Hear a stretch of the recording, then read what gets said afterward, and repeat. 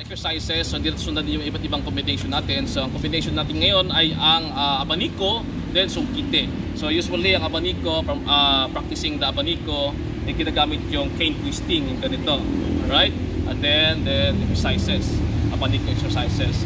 So nagamit natin ang abaniko sa dulo. Sa dulo natin tawakan yung stick. And then abaniko, extend the stick, then twist the wrist. Alright? Then twist the wrist. Yan. Then minsan, with the support of left hand, siya. Abaniko short range, abaniko medium range, then extend with the leg, abaniko long range. So, magkakaroon tayo ng combination of abaniko sungkite. Okay, so first, right forward. So here, abaniko muna, exercises. Okay, short abaniko, medium abaniko, long range abaniko. Here.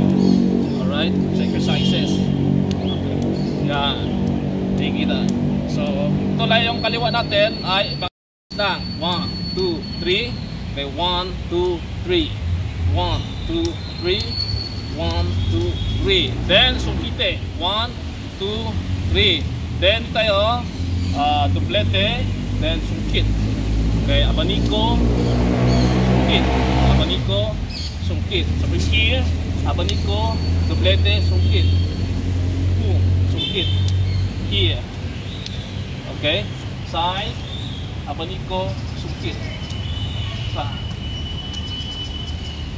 Alright, so those are our exercises for today. Abaniko combination with sungkite.